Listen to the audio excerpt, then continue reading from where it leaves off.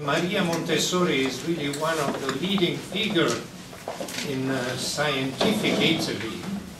As you know, she was active not only as a doctor but as a pedagogist, and she had an important impact also on the American teaching tradition.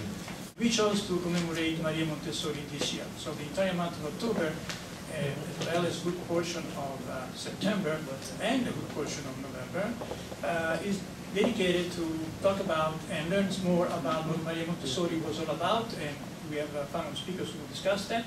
They will also discuss the importance of movement in the child, because Maria Montessori was very, very clear about the importance of children starting at the age of the kindergarten to be able to move around, because she felt that intellectual development cannot occur unless there is also physical movement with the children. So there will be some experts and scientists who will discuss that. Tonight we are going to talk about a very important, very crucial issue, very important social problem. We will speak, of course, about the Montessori school method, but we are speaking also about the problem of the children obesity. This is a really crucial problem for all our societies, because the cost and the burden of this problem will be paid by our society, by ourselves, for years to come. So it is very important in an occasion like tonight's occasion just to start to create an awareness of the problem, because this problem has to be faced in a very different ways, under an educational and cultural point of view, under a scientific point of view, of course, under the point of view of the prevention. And we're all worried about what the children do today. And most of them, they play the games on television, or they have activities, but they're all related to either texting or doing some other things. And I remember as a young man, my mother used to throw me outside so that I will be able to actually play with the rest of the kids, and the physical activities were natural to us at that time. In any way that we can all coordinate or collaborate or do these things, I am there, and I want to help in any way that I can. And I invite everybody else to do the same. Maria truly had it right. Of course, she was born in 1970, just think, over 100 years ago, and this woman had the forethought and the knowledge and really the instincts, because they didn't have the medical technology they have now to look into the brain and to see how it works and how we learned. Here she was at 26, the youngest and the only woman doctor in Italy at the time. So she started her own program. The first thing this woman did was observe, and that is her keystone, that you have to observe to see what people are like and what they need.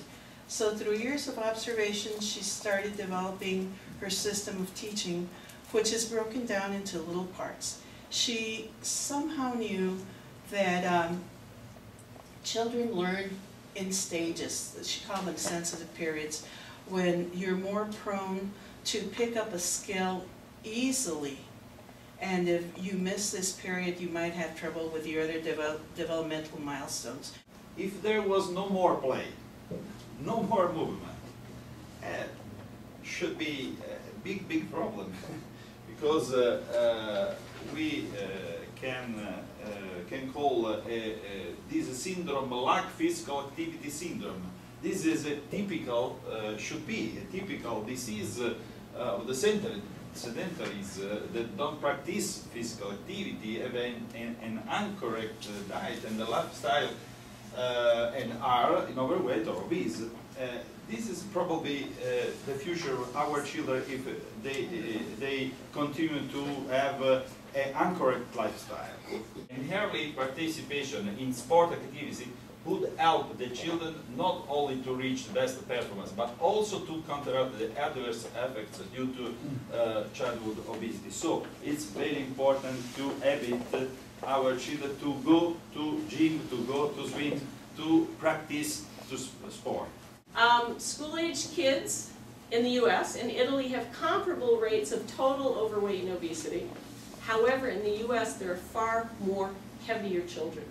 And Italy needs to sort of be aware of all this and move in the right direction. The rates in Italy are higher than the average rates in Europe. Childhood obesity is associated with many adverse health effects, both in childhood and as they get older. Obese children have an increased risk of being obese young adults and older adults. And the food patterns, even though you didn't see my great slides, the food patterns are actually changing across the world. And we need to be very conscious of that. And while the Mediterranean diet is associated with decreased obesity, it can be outweighed by other lifestyle factors. And we know that physical activity is an important component along with the diet. We talked about the importance of the diet and how it's changed. But the physical activity is something that I think we need to change as well. But I think whenever you start on a physical activity program, I think you have to do proper preparation. And I think for children it's no different. We can't just tell them to go out and exercise, because for some children, especially if they already are out of shape or obese, to make them go out and run, they're going to get injured. They don't know how to exercise. So I think some of the things we can do is to set a good example the way we eat, and to exercise ourselves as well, because we can't really tell our children to go exercise if we don't do the same thing. So I think setting a good example for your children is very, very important.